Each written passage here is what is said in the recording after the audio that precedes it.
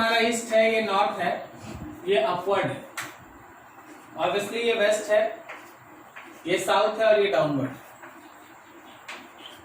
Question ये कहता है कि अगर हम किसी प्रोटॉन को रिलीज करते हैं तो starts with an acceleration A not towards waste.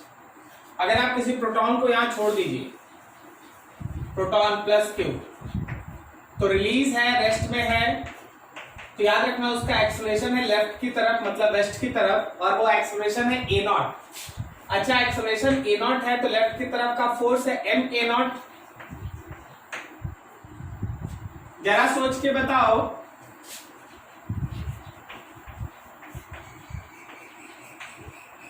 when proton is in rest,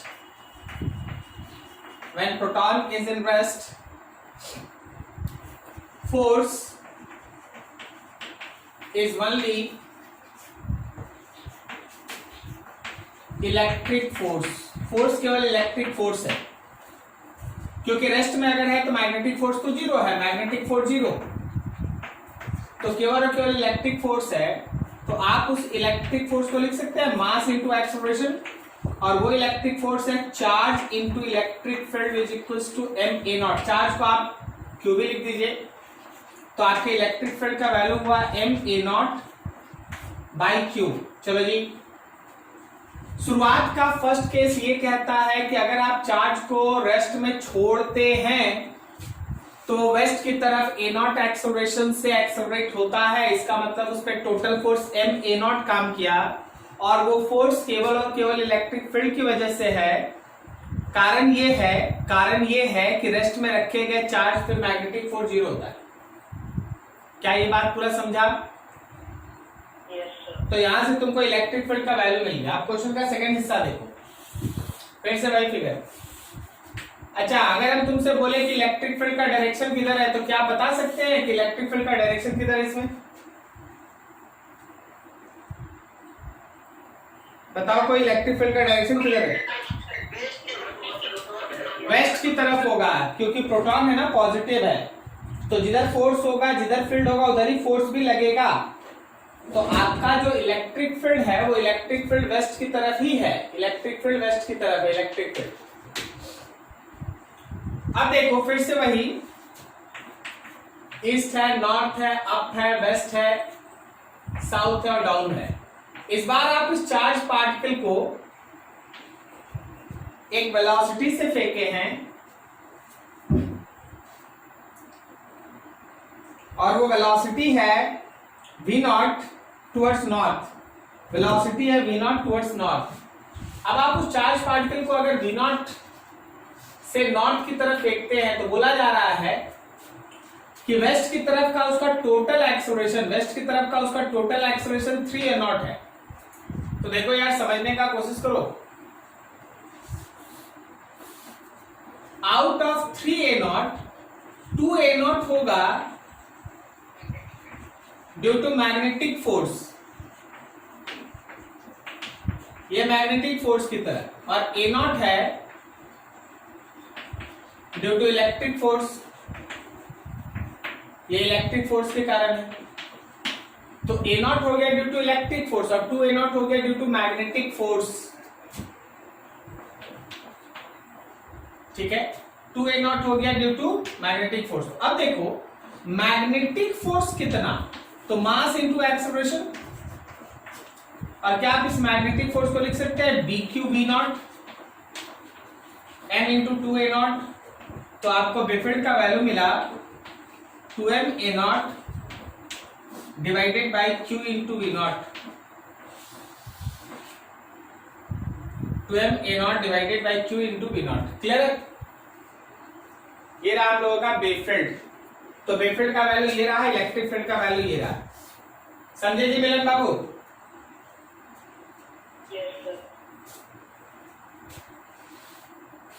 और कौन सा?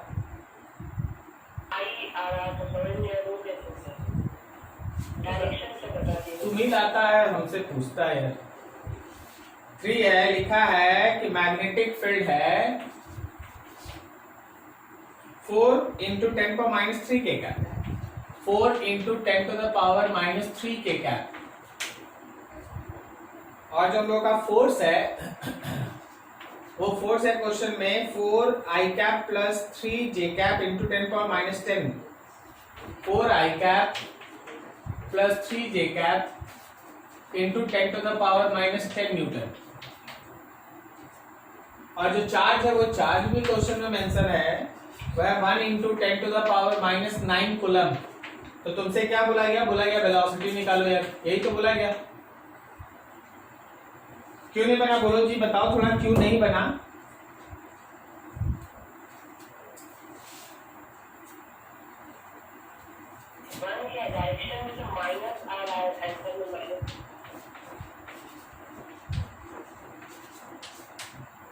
Force is equals to Q times of v cross v। तो आपके फोर्स का वैल्यू है 4i cap plus 3j cap into 10 to the power minus 10, और उधर charge का वैल्यू है 1 into 10 to the power minus 9। बाकी हम v क्रॉस v को ऐसे ही लिख देते हैं। पहले तो माइनस 9 से ये वाला कट गया, -1 आ गया, -1 से ये मल्टीप्लाई हो गया। तो क्या ये 0.4i cap plus 0.3j cap हुआ, and that will be equals to velocity का क्रॉस प्रोडक्ट वेफील्ड के साथ, वेलोसिटी का क्रॉस प्रोडक्ट वेफील्ड के साथ। क्वेश्चन क्या कहता है कि वेलोसिटी xy प्लेन में, ये लिखा है ना, and going in the xy plane find the velocity of the particle. ठीक है, मेरे पास वेलोसिटी है xy प्लेन में है, तो क्या हम लोग अब यहां से थोड़ा देखें ना, जगह का हम इधर कर लेते हैं। ध्यान से, तो तुम्हारे लेफ्ट हैंड साइड में 0.4i cap plus 0.3j cap, और राइट हैंड साइड में है vx i cap, yj cap और zk कैप का क्रॉस प्रोडक्ट। अच्छा, xy प्लेन में बोला तो तुम इसको चाहो तो नहीं भी लिखो, कोई फर्क नहीं पड़ता, वैसे लिख भी लोगे तो क्रॉस प्रोडक्ट में k कैप है 4 into 10 to the power minus 3 k cap. k cap का 0 होता है। चलो देखते हैं 0.4i cap and 0.3j cap. क्या देखो, vx 4 10 to the power minus 3, 4 into 10 to the power minus 3 vx, i cap cross k cap. बोलेगा कोई i cap cross k cap किसके बराबर? Minus j cap. फिर देखो vy का इसके साथ 4 into 10 to the power minus 3 and vy, j cross k किसके बराबर? i कैप ना, ठीक है। अब देखो i कैप को i कैप वाले से इक्वेट करो और j कैप को j कैप वाले से इक्वेट करो।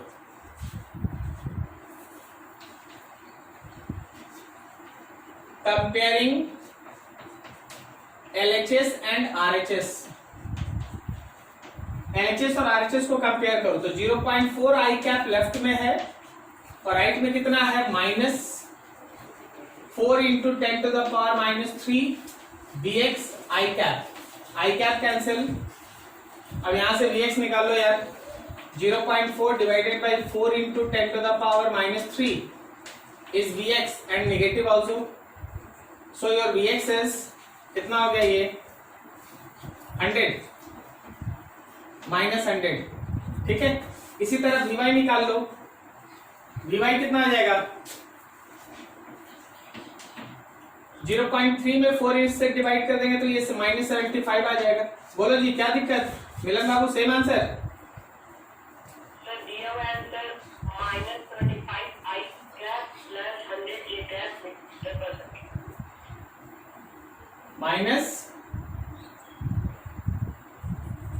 माइनस अरे आई कैसे होगा उसमें?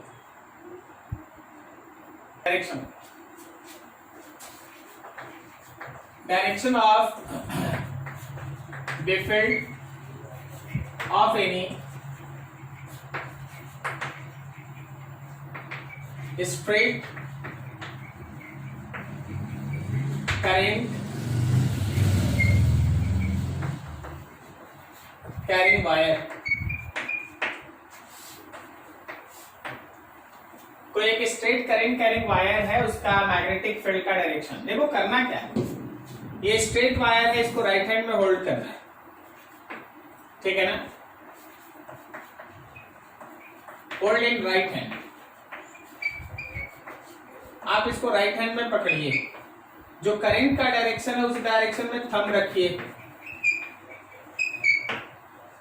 ठीक है। जब आप ऐसा कीजिएगा तो इसके चारों तरफ फिंगर्स ऐसे कर्लिंग मोशन शो करेगा।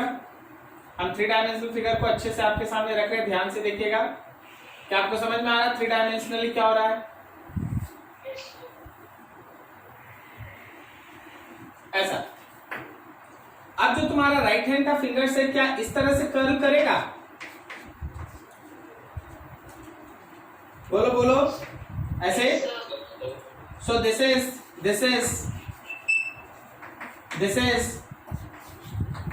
Direction of B field. या आपके बेफिल्ड का डायरेक्शन होगा tangent. Tangent on this is direction of B field. किसी भी पॉइंट पे टेंजेंट बना लो, वही हमारे बेफिल्ड का डायरेक्शन होगा। किसी भी पॉइंट पे टेंजेंट बना लो। अब देखो, अगर हम यहां बेफिल्ड बोलेंगे तो तुम क्या बोलता है, यहां पे बेफिल्ड बोर्ड के बाहर है अंदर? अंदर है तो क्रॉस से दिखा दो। यहां पे बताओ बेफिल्ड बोर्ड के बाहर है अंदर? बाहर है तो डॉट से दिखा दो। क्या यहां पे बेफिल्ड टेंजेंशियली इधर की तरफ है? यहां पे राइट, करेक्ट है। तो जिस पॉइंट पे चाहिए वहां बनाइए, जिस पॉइंट पे चाहिए वहां बनाइए। जैसे आप एग्जांपल देखिए और समझिए। अगर किसी समय अगर हमको बीफिल्ड का नेट वैल्यू चाहिए तो बीफिल्ड तो वेक्टर है, तो जितना भी बीफिल्ड आप इंडिविजुअल बनाइएगा उन सब का वेक्टर सम होगा। जितना भी बीफिल्ड आप इंडिविजुअल बनाइएगा उन सब का वेक्टर सम होगा, ठीक है। जैसे मान लो हम तुम्हारे सामने एक छोटा सा एग्जांपल रखते हैं। आपके पास 2 स्ट्रेट वायर है। इस वायर के अंदर का करंट है 2I और इस वायर के अंदर का करंट है 3I। दोनों के बीच का डिस्टेंस है दोनों के बीच का डिस्टेंस है मान लो 4D। और हम बोले कि देखो जी यहां से D डिस्टेंस अवे कोई एक पॉइंट है, यहां बीफिल्ड निकालो, नेट फील्ड। तो तुम क्या करो, थोड़ी देर के लिए इसको कंडक्टर 1 और इसको कंडक्टर 2 मान लो। P पॉइंट पे कोई सोच के बताओ कंडक्टर 1 का बीफिल्ड अंदर है या बाहर?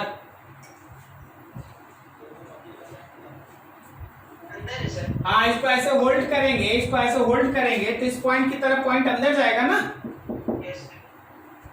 तो इस पॉइंट पे बीफिल्ड 1 अंदर है और कोई 2 के लिए बोलो बाहर है, बाहर है। तो दोनों वेक्टर्स अपोजिट में है। अगर हम P पॉइंट पे नेट फील्ड निकालना चाहते हैं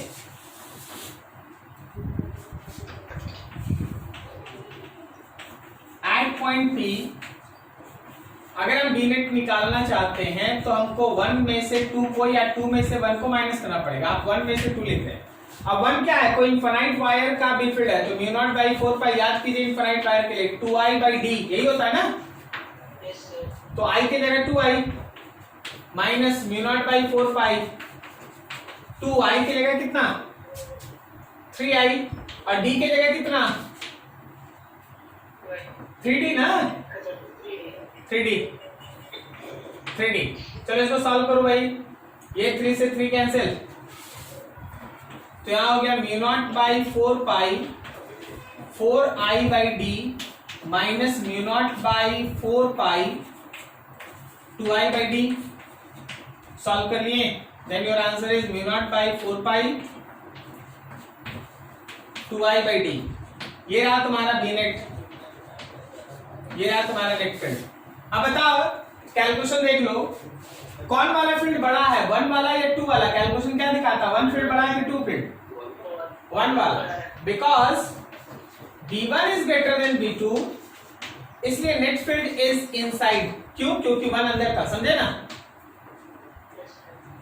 तो यहाँ पे जो नेट फील्ड होगा, यहाँ पे जो बी नेट होगा वो अंदर की तरफ होगा। कारण क्या है कि 1 वाला बड़ा है। रीजन है B1 is greater than B2। Vector sum, vector sum. अगला एग्जांपल देखो।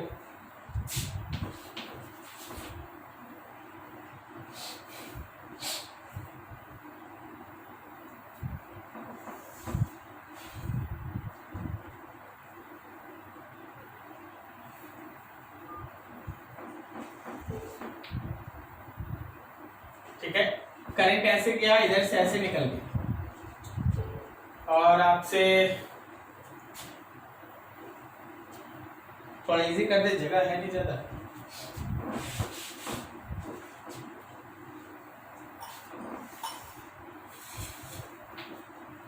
एक करंट इधर से इधर जा रहा है, एक करंट इधर से इधर आ रहा है।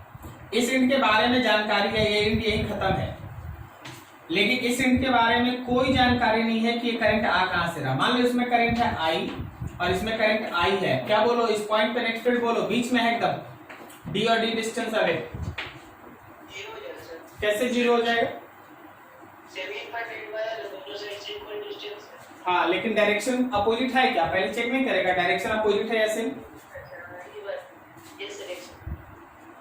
क्या बोलता है वन का फील्ड, वन मतलब ऊपर वाला, वन का फील्ड यहाँ बोर्ड के अंदर है या बाहर? सब कोई को पता चल रहा अंदर है या बाहर? इसको ऐसे होल्ड करेंगे भाई, थंब जब उधर होगा तो फिंगर ऐसे ही ना घूम रहा है, फिंगर ऐसे ना घूम रहा है तो इधर अंदर जा रहा है ना।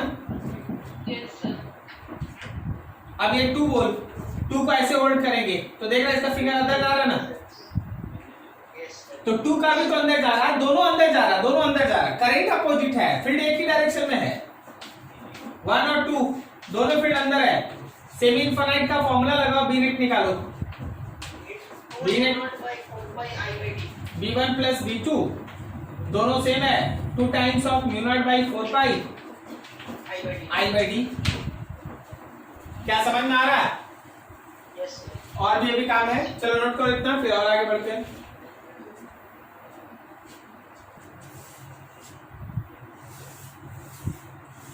सपोज हम लोगों के पास एक स्क्वायर है, इस स्क्वायर में करंट आई ऐसे घूम रहा है, करंट का वैल्यू है आई, स्क्वायर का एज लेंथ है एल। बोला गया इस स्क्वायर के सेंटर पे नेट बी फील्ड निकालो, बोलो जीरो या नॉन जीरो? Zero sir. कैसे जीरो? डायरेक्शन का है कि सर सेम है। किसका डायरेक्शन?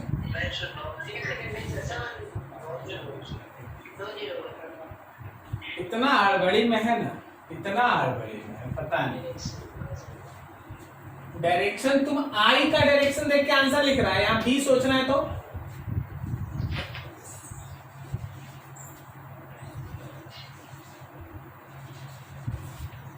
मान लो जैसे हम इस कंडक्टर का नाम लिख दिए ए बी, बी सी और सी डी, ठीक है।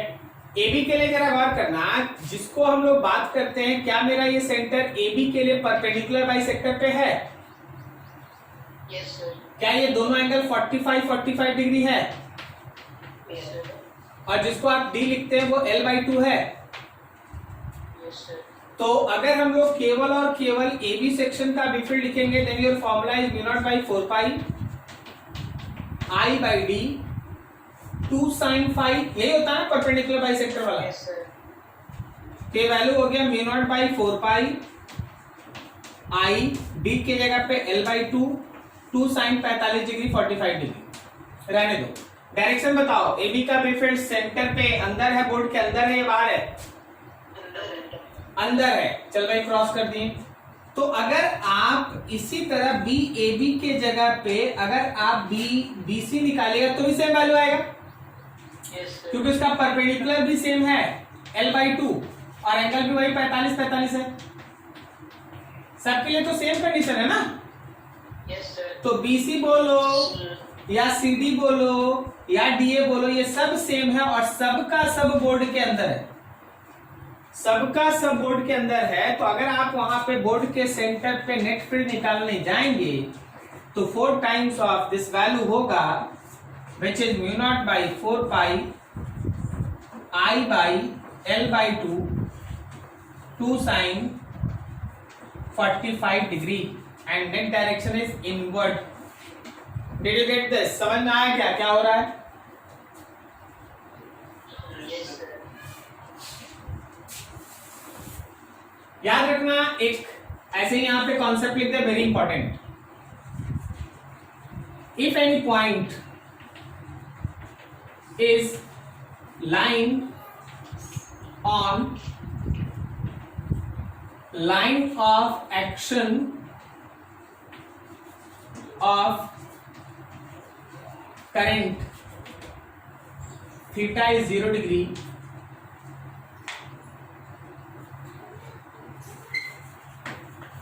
then baffled due to that current is 0। क्या लिखा है उसका मतलब समझना। देखो हम लोग ये सीखे हैं कि मान लीजिए हम लोग के पास एक स्ट्रेट लाइन है जिसमें करंट आई चल रहा है और आपका पॉइंट यहाँ है, थीटा एंगल पे है, तो उस पॉइंट पे बेफिल्ड का इक्वेशन होता है, हम लोग निकाल चुके थे ऐसा, dv का वैल्यू होता था μ0/4 pi I dl sin theta by r square, यही थोड़ा μ0/4 pi I dl sin theta by r square. अब सोचो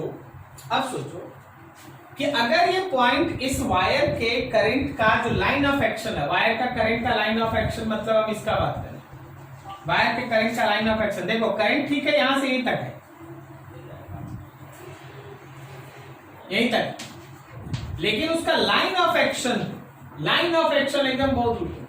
अगर यहां कोई एक पॉइंट होगा तो जब इस पॉइंट को आप यहां ले जाइएगा तो क्या इस पॉइंट के थीटा 0 है? तो अगर थीटा 0 है तो साइन 0 होने का मतलब है बेफिल्ड 0। कोई भी पॉइंट अगर किसी भी वायर के करंट के लाइन ऑफ एक्शन पे आता है तो वहां पे उसका बेफिल्ड कितना? 0। वेरी इंपॉर्टेंट, ध्यान रखना, बहुत काम आने वाला चीज है। अब जरा गौर करो, देखो जैसे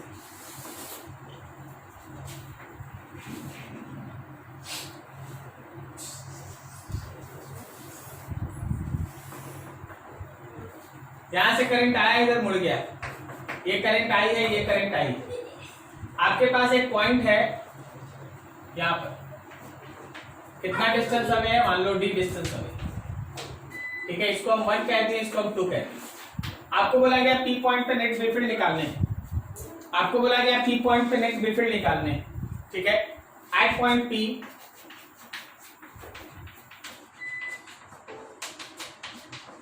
फाइंड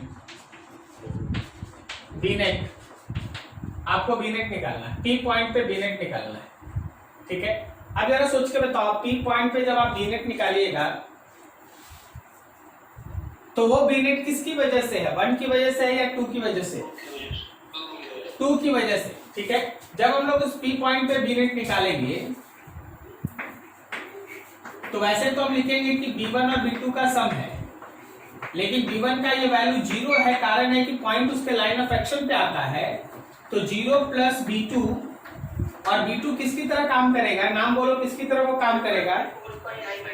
वो काम करेगा सेमी इनफाइनाइट वायर की तरह, सेमी इनफाइनाइट वायर की तरह। So 0 plus μ0/4 pi I by d. Direction बोलो, बोर्ड के अंदर या बाहर? सबको समझ में आया? बोर्ड के बाहर। जब हम इसको ऐसे होल्ड करेंगे तो फिंगर इधर अंदर जाएगा लेकिन इधर से बाहर आएगा। सो बोर्ड के बाहर। समझ में आ रहा सबको? ठीक है। पी पॉइंट की तरह अगर हम यहाँ एक पॉइंट ले ले, मान लो क्यू, और बोले यहाँ पे बी नेट निकालने, तो ये बी नेट किसके कारण होगा? ड्यू टू 1 के कारण या 2 के कारण? 1 के कारण, क्योंकि ये 2 के लाइन ऑफ एक्शन पे आएगा तो 2 का बी नेट 0। नोट करो इसको अच्छे से।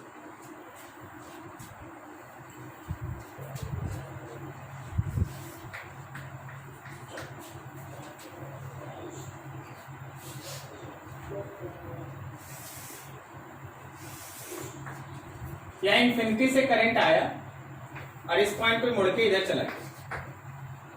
ये टोटल एंगल बना है अल्फा। आपके पास एक पॉइंट है P जो इस वर्टेक्स से x डिस्टेंस अवे है और एकदम बाइसेक्टर पे, मतलब आधा एंगल अल्फा बाई 2 और ये एंगल भी alpha by 2, x distance away. बोला गया कि उस P पॉइंट पे नेट बेफिल्ड निकालिए, उस P पॉइंट पे नेट बेफिल्ड निकालिए। P पॉइंट पे नेट बेफिल्ड करंट का वैल्यू है। हम लोग को निकालना है बी नेट एट P, ये हम लोग को फाइंड आउट करना। तो जरा गौर करना, तो एक वायर को थोड़ी देर के लिए भूल जाओ क्योंकि दोनों आइडेंटिकल है। अगर एक वायर आप अच्छे से सॉल्व कर लेते हैं तो दूसरा 2 से मल्टीप्लाई या डायरेक्शन देख लीजिएगा। ओके, समझ में आया हम क्या बोले? Yes, sir. अच्छा पहले तुम ही बता दो, दोनों वायर की वजह से इस पॉइंट पे जो बिफिड है उसका डायरेक्शन बोलो। 1 की वजह से बोलो तो डायरेक्शन बाहर सर, बाहर, और 2 की वजह से बाहर, फिर बाहर। तो अगर हम एक निकाल ले, दोनों का डायरेक्शन सेम है, ऐड हो जाएगा। yes sir, तो जब आप किसी स्ट्रेट वायर का बिफिड लिखते हैं, जब आप किसी स्ट्रेट वायर का बिफिड लिखते हैं तो mu naught by 4 pi I by D sine phi 1 plus sine phi 2, यही ना होता है। yes sir. तो चलो एक एक करके काम। डी का मतलब क्या होता है भाई? Perpendicular distance. हाँ, तो सबसे पहले परपेंडिकुलर डिस्टेंस पे काम करो। देखो ये अल्फा बाई 2 है, ये एक्स है, तो क्या ये एक्स का साइन अल्फा बाई 2 होगा? Yes sir. तो ये हो गया डी। अब फाई 1 और फाई 2, फाई 1 और फाई 2 क्या होता है ना, इसके साथ ये बना हुआ एंगल, ये मान लो फाई 1 है और दूसरा बिकॉज वो इंफिनिटी से आ रहा था उसके लिए तो पैरेलल निकलेगा ना यहां से। नहीं समझा? Yes sir. तो क्या इस फिगर के हिसाब से जरा गौर करना, क्या ये फाई 1 मेरा पाई बाई 2 माइनस अल्फा बाई 2 है? Yes sir. बोलो जी बोलो। Yes sir. और क्या ये फाई 2 मेरा पाई बाई 2 है?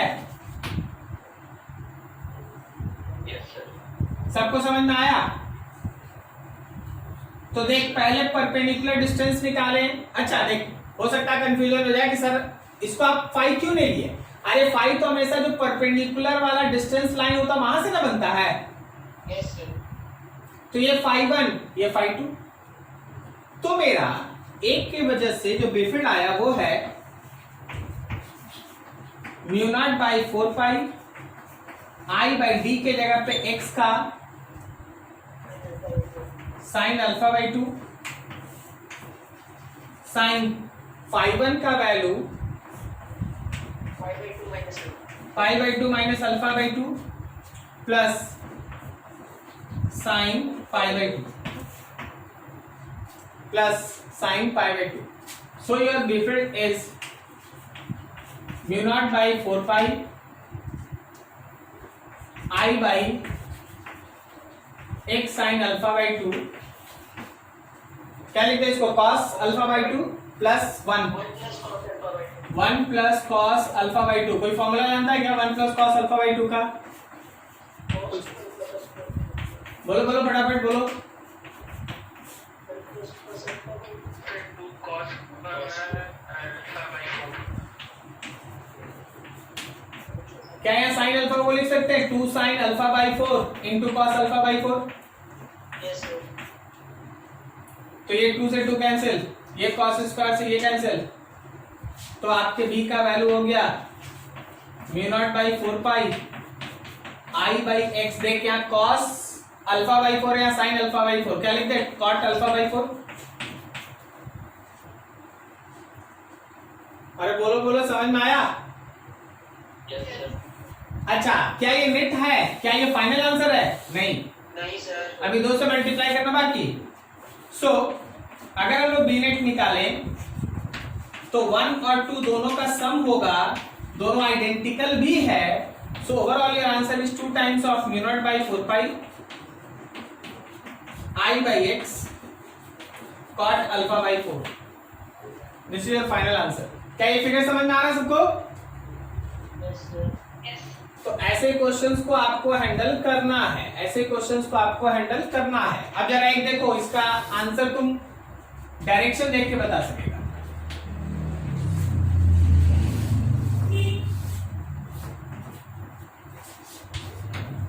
यहां से आई करंट इंटर किया, आई करंट इधर से बाहर आ गया, ये रहा सेंटर, वायर आइडेंटिकल है। सेंटर पे बताओ बिफिल्ड,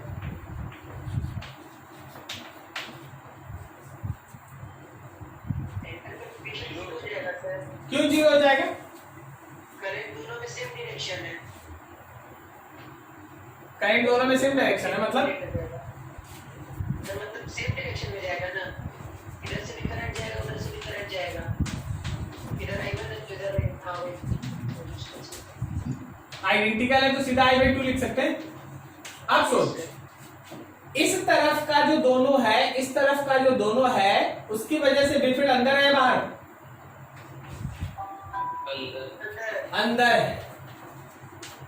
और इस तरफ से जो दोनों है उसकी वजह से बी फील्ड अंदर है बाहर? बाहर है। और आइडेंटिकल है, सेम वैल्यू है, so B net is equals to 0।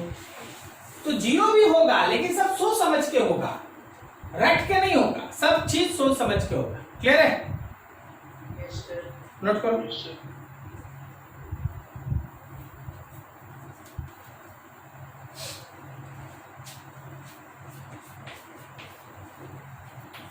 देखो, concept of magnetic field, different induction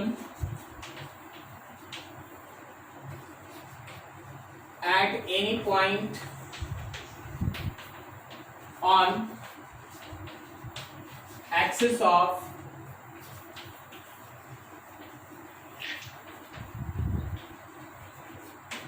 current carrying circular loop. हमारे पास कोई एक करंट कैरिंग सर्कुलर लूप है, उसके एक्सिस पे बेफिल्ड का वैल्यू हम लोग को निकालना। थोड़ा इंपॉर्टेंट है, ध्यान से देखिएगा और समझिएगा, और थोड़ा टिपिकल है, थोड़ा सा टिपिकल।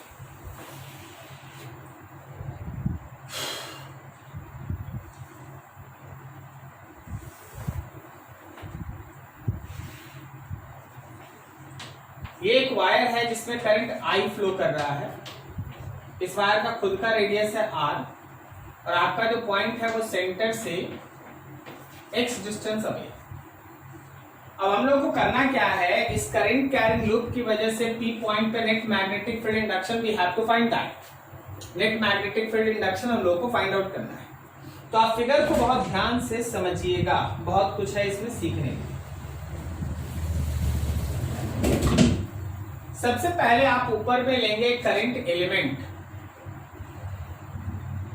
ये रहा मेरा करंट एलिमेंट।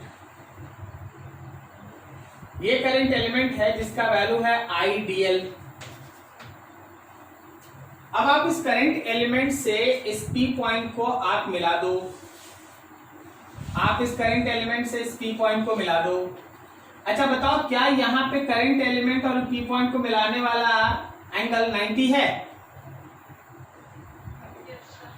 क्या ये 90 डिग्री एंगल समझ में आ रहा है सबको?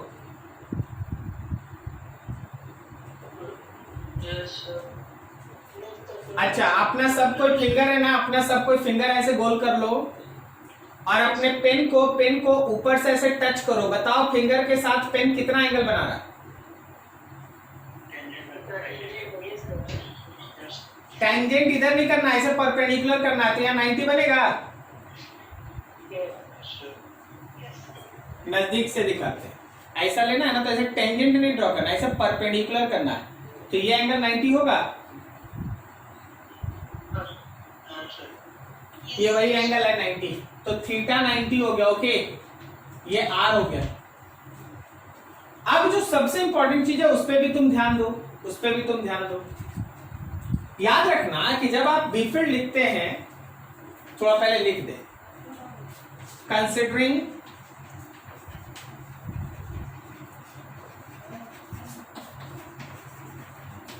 any current element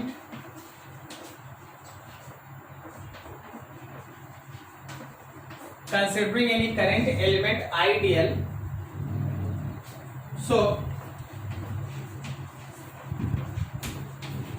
at given point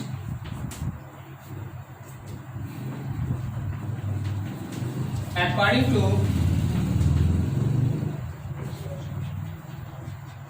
बायट-सवार्ट law,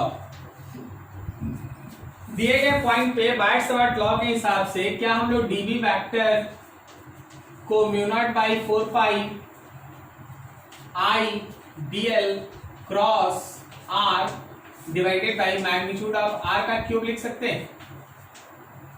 Yes, sir. अच्छा, इसको लिखने के पीछे कारण, इसको लिखने के पीछे कारण ये है कि डीबी एक तरह से क्रॉस प्रोडक्ट है इन दोनों का, तो डीबी आर पे परपेंडिकुलर होना चाहिए। क्या बोलता है? Yes sir. So dB must be perpendicular on R. क्या किसी को ये लाइन समझने में दिक्कत है? क्योंकि वो आइडियल क्रॉस आर है तो डीबी को आर पे परपेंडिकुलर होना होगा। इसलिए जब आप फिगर बनाइए तो आपके कॉपी पे सबसे पहले चेक किया जाता है कि क्या स्टूडेंट डीबी को आर पे 90 दिखाया है। डीबी को आर पे कितना एंगल बनाना है? 90। अब जरा आगे का डिस्कशन दें। हाँ बोलो बोलो, क्या बोले? मान ले एंगल है 5, तो ये 90 माइनस 5, फिर एंगल है 5, तो डीबी का ऊपर वाला कंपोनेंट हो गया डीबी का cos 5 और ये राइट वाला कंपोनेंट हो गया डीबी का sin 5। डीबी का cos 5, डीबी का sin 5, डीबी का cos 5, डीबी का sin 5। करेक्ट है? Yes sir. Yes sir. बस यही सारा चीज आइडेंटिकली नीचे भी तो चलेगा ना। यही सारा चीज आइडेंटिकली नीचे भी चलेगा। यहां भी मेरा डीबी इस पे परपेंडिकुलर ड्रॉ होगा, फिर से वही एंगल 5 बनेगा, फिर 90 माइनस 5 और फिर 5 होगा, तो नीचे वाला कंपोनेंट डीबी का cos 5 बनेगा। क्या बोलता है? डीबी cos 5 या डीबी sin 5 कौन है जो एक दूसरे को बैलेंस कर रहा है? बस यही सब चीज इंपॉर्टेंट होता है, बाकी तो सिंपल सा चीज। सो dB cos phi components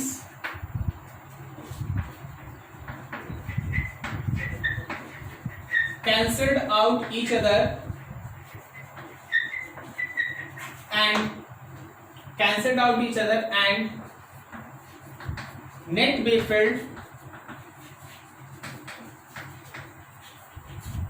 is only due to dB sin phi. Net be filled is only due to dB sin phi. This is point P.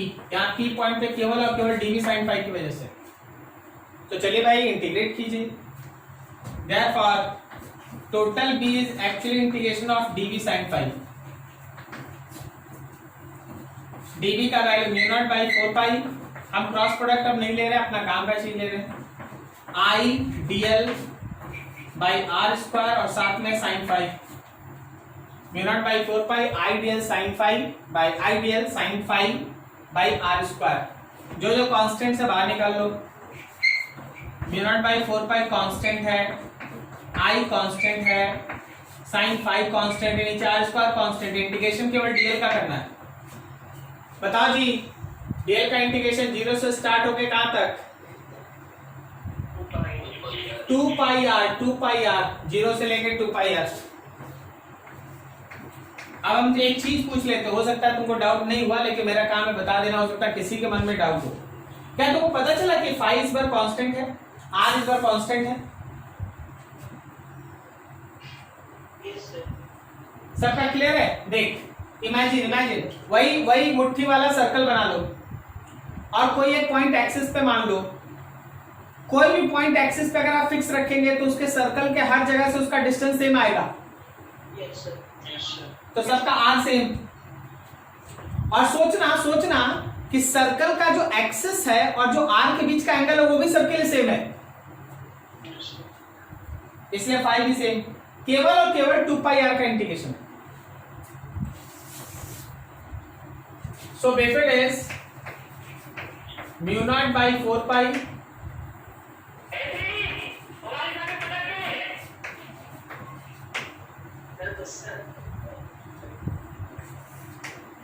DL का इंटीग्रेशन 2 पाई आर। ठीक है, चलो डाटा पुट कर लो। So B is mu naught by 4 pi I by small r. Figure पे जाओ, sine phi लिखो। क्या साइन फाई लिख सकते हैं? Perpendicular by hypotenuse.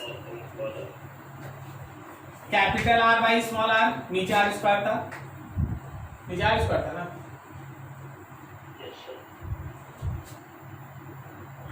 और यहाँ है 2 pi r. So B field is mu naught by 4 pi I dot 2 pi capital R square और नीचे स्मॉल आर का क्यूब। अब स्मॉल आर को एक बार फिगर में चले जाओ, B field is equals to mu naught by 4 pi I dot 2 pi are square और नीचे जो स्मॉल आर है that is nothing else but simply r square plus x square पे power 3/2, R square plus x square पे power 3/2। Clear है, समझ में आ रहा है वो? Yes, sir. अच्छा, अगर मान ले कॉइल में एक टर्न की जगह पे 5 टर्न रहता, 10 टर्न रहता, 20 टर्न रहता, तो सबका बेफिल्ड तो उधर ही होता। अगर मेरे कॉइल में if coil have n number of turns, अगर तुम्हारे कॉइल के पास n नंबर ऑफ टर्न्स है तो आपको बेफिल्ड का एक फाइनल इक्वेशन मिलता है mu naught by 4 pi I dot n dot 2 pi are square divided by are square plus x square to power 3/2। Very very important, बहुत इंपॉर्टेंट। देख लीजिए, कहीं भी डेरिवेशन में कोई भी प्रॉब्लम बता दीजिए, पूछ लीजिए। याद रखिएगा 90 ही सबसे इंपॉर्टेंट चीज है। अगर 90 आपके कॉपी पे नहीं रहेगा तो आप कुछ भी कर लीजिएगा, गलत कर दिया जाता है अगर कॉपी चेक होगा तो।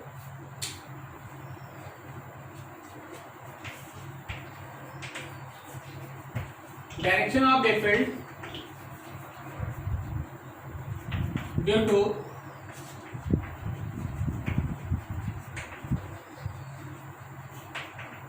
करंट कैरिंग लूप, कोई भी करंट कैरिंग लूप है तो उसकी वजह से बेफिल्ड का direction. For this curl fingers of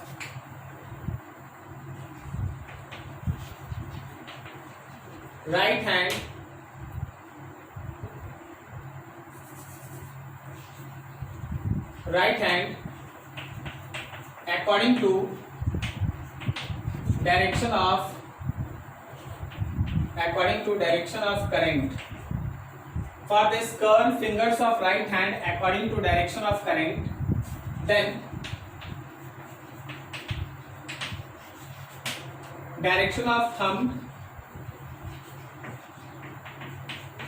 will give direction of बेफिल्ड। आप अपने राइट हैंड के फिंगर्स को करंट के हिसाब से घुमाइए, जो थंब का डायरेक्शन आएगा वही बेफिल्ड का डायरेक्शन है। चलिए काम कर लेते हैं, तो जरा गौर करना।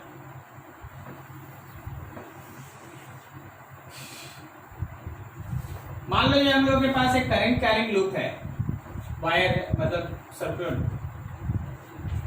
आप इसमें करंट ऐसे ही दौड़ा रहे हैं। अब बताइए सोच के बेफिल्ड का डायरेक्शन किधर से किधर है, लेफ्ट से राइट है, राइट से लेफ्ट है? Left से right. क्या सबको समझ में आ रहा है? ऐसे घुमा हुआ है Yes, sir. तो लेफ्ट से राइट है। अब और बनाते हैं, क्या हम लोग इसको ऐसे बना दें,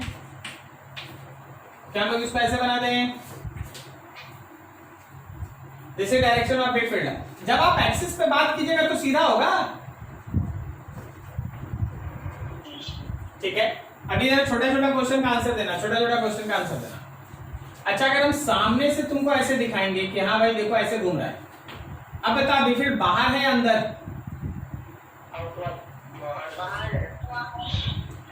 सबको समझ में आ रहा है? बाहर है। तो ये रहा इसका बेफिल्ड का direction, dot dot dot dot dot dot. और अगर ऐसे करंट घुमा दिए तो अंदर है, तो सबको पता है कि हाँ यहाँ बेफिल्ड अंदर है। क्या डायरेक्शन में किसी को कोई दिक्कत? अच्छा, जरूरी नहीं है कि जो अभी आप पढ़े वो केवल सर्कल पे ही काम करे। अगर आप सर्कल के जगह पे कोई और तरह का लूप ले लेते हैं फर्क नहीं पड़ता, वही कॉन्सेप्ट लगेगा। क्या बोलता है इसका बेनिफिट, बाहर है कि अंदर? अंदर अंदर है बाहर? बाहर बाहर, तो बेनिफिट बाहर। तो ये किसी भी लूप के ऊपर काम करता है। डायरेक्शन नोट करो।